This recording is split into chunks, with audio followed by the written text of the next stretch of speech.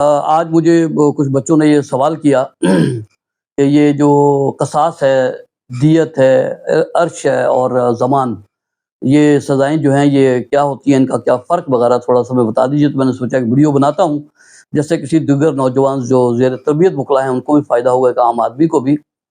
گزارش یہ ہے کہ اسلامی اور پاکستانی قانون میں جزا سزا کا ایک نظام ہے۔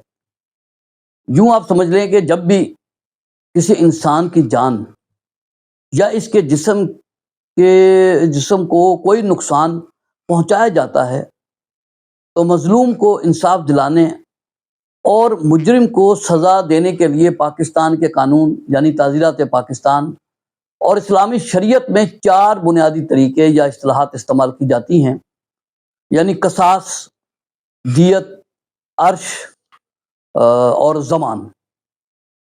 یہ چاروں چیزیں دراصل قانون کا وہ ترازو ہیں جو یہ طے کرتا ہے کہ کس جرم کا کیا بدلہ ہوگا اور مظلوم کے نقصان کی تلافی کیسے کی جائے گی۔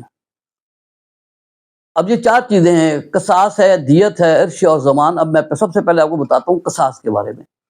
یہ مختصر سا ہے کہ اس کے اندر میں آپ کو ایک احاطہ کروں گا تاکہ کچھ سمجھ آپ کو آ جائے کہ کیا چیز ہے، باقی تو آپ پڑھیں گے تو 3 چیزیں آپ کو پتہ چلیں گی۔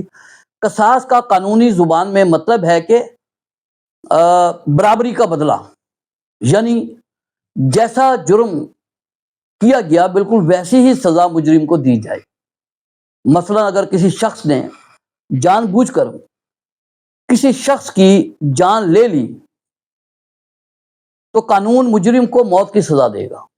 فرض کریں ایک شخص نے پرانی دشمنی کی وجہ سے کسی پر قاتلانہ حملہ کیا اور اسے قتل کر دیا تو عدالت مجرم کو جرم ثابت ہونے کے بعد موت کی سزا سنائے گی۔ تو یہ قصاص ہے۔ قصاص کا حق صرف مقتول کے ورثہ یا زخمی ہونے والے جو شخص کا ہوتا ہے۔ اگر وہ چاہیں تو مجرم کو اللہ کی رضا کے لیے معاف کر سکتے ہیں یا پیسے لے کر صلح کر سکتے ہیں۔ اب آ جاتی ہے دیت۔ یہ تو قصاص کے حوالے سے میں نے ایک بات بتائی، دیت یعنی جان کا مالی معاوضہ، یعنی خون بہا اس کو کہتے ہیں۔ جب کسی جرم میں قصاص ممکن نہ ہو یا مقتول کے ورثہ مجرم کو جان کے بدلے جان کی سزا نہ دینا چاہیں تو وہاں دیت کا قانون لاگو ہوتا ہے۔ دیت وہ رقم ہے جو کسی انسان کے قتل ہو جانے کی صورت میں مجرم جو ہے وہ مقتول کے گھر والوں کو بطور نقصان کا ازالہ ادا کرتا ہے۔ اسے عام زبان میں خون بہا کہا جاتا ہے۔ مثلا ایک شخص سڑک پر گاڑی چلا رہا تھا، اچانک بریک فیل ہو گئی، یا ڈرائیور کی غفلت سے سڑک پر چلنے والا کوئی راہگیر مسافر اس کی گاڑی کے نیچے آ کر فوت ہو گیا۔ چونکہ یہ قتل جان بوجھ کر نہیں کیا گیا، اسے قانون میں قتل خطا کہتے ہیں، اس لیے اس نوعیت میں مجرم کو پھانسی نہیں ہوگی بلکہ وہ مقتول کے خاندان کو دیت کی رقم ادا کرے گا۔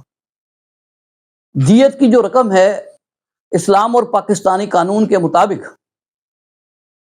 30,630 گرام چاندی کی مالیت کے برابر ہوتی ہے۔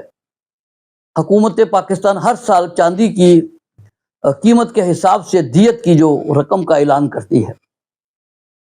یہ تو ہوئی دیت کے حوالے سے ایک بات۔ اب ہے عرش، ARSH، عرش مطلب جسمانی عضو کا مقرر کوئی معاوضہ، یعنی یوں سمجھ لیں آپ، اگر کسی شخص نے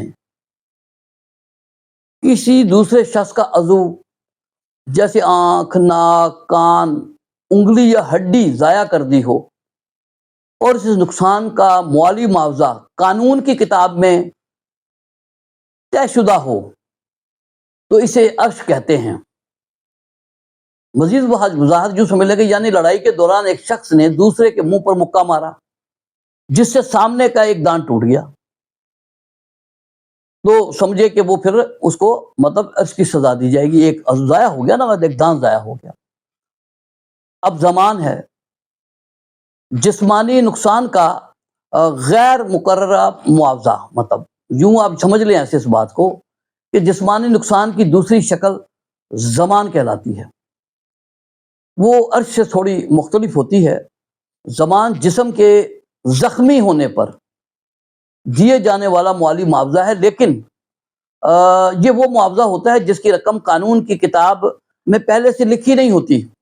یعنی یوں سمجھ لیں کہ کسی نے کسی کے سر پر لاٹھی ماری، جس سے سر پر گہرا زخم آیا اور خون بہا، خون نکلا، لیکن کوئی ہڈی نہیں ٹوٹی اور نہ ہی کوئی عضو ضائع ہوا، چونکہ اس مخصوص مطلب زخم کا کوئی مقررہ قیمت جو ہے اس نوعیت کی قانون میں نہیں لکھی، اس لیے جو جج صاحب ہیں وہ ڈاکٹر کی رپورٹ دیکھیں گے، زخمی شخص کے علاج کا خرچہ اور اس کی تکلیف کا اندازہ لگائیں گے اور خود ایک مناسب رقم طے کریں گے جو مجرم کو دینی پڑے گی۔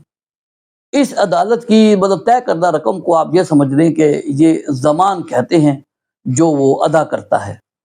تو یہ قصاص، دیت، عرش اور زمان کے حوالے سے ایک مختصر سی معلومات تھی۔ باقی جو نوجوان وکلا ہیں زیر تربیت، اگر وہ مزید اس کی تفصیل میں جانا چاہتے ہیں تو وہ سیکشن 299 سے لے کے 338 تک جو ہے اس کو آپ پڑھ سکتے ہیں، اور اس میں آپ کو مزید تفصیلات بھی ملیں گی۔ ایک چھوٹی سی گزارش کی تھی، اگر پسند آئے تو لائک شیئر سبسکرائب کیجیے گا تاکہ کسی دوسروں کو بھی فائدہ ہو۔ السلام علیکم۔